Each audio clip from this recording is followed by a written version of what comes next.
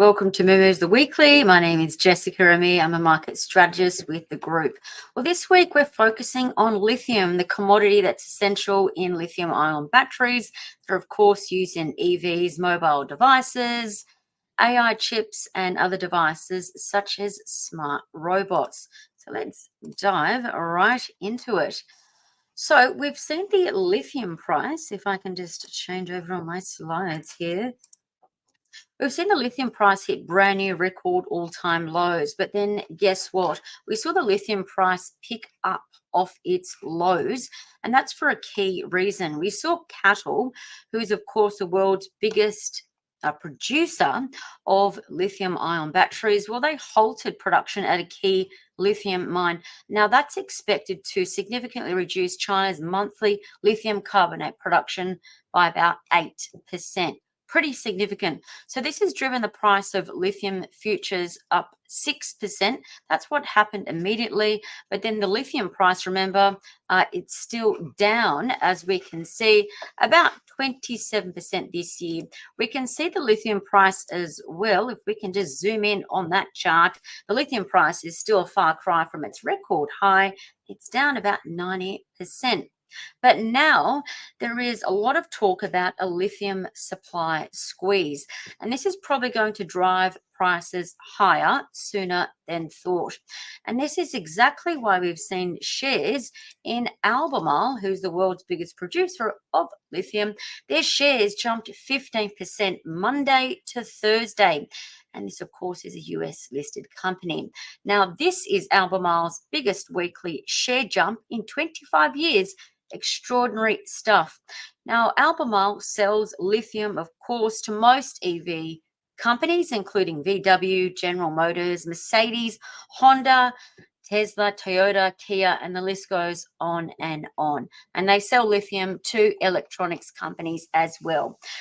Now, here's the fun part. Albemarle stock has been upgraded by 3 investment banks and houses, including Morningstar, who's now saying that the big miners' shares could get to $225 in 1 year. And as we can see, Albemarle, they closed on Thursday in the US at about $88.50. So if you're better at maths than me, that's putting 1 and 1 together. That implies 150% potential upside in 1 year. But the average analyst reckons Albemarle shares will get back to $116 in 1 year, implying over 30% upside.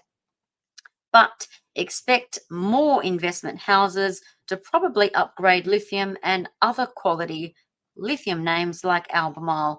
Why? Well, previously the lithium price wasn't expected to really pick up until 2027, 2029. And that's because that's when demand was really expected to outstrip supply. But now things have changed. UBS reckons lithium prices will jump up to 23% for the rest of the year. Also keep in mind, we traditionally see destocking, particularly in China from September to October, and that means we're likely to see more lithium being bought around this time. So for investors, the thing is that you need to consider, is now potentially a time to buy into lithium? Well, if you are investing, you probably might want to be thinking about the long term, because investing into lithium is expected to be quite volatile, remembering it's quite a volatile commodity. Also, you probably want to be keeping your eye on stocks such as Albemarle, but also Australia's biggest lithium producer, and we know that's Pilbara Minerals. Changing pace, let's have a look at this week's top movers, biggest losers, and most gainers. We can see this week's performance was really driven by 3 key factors.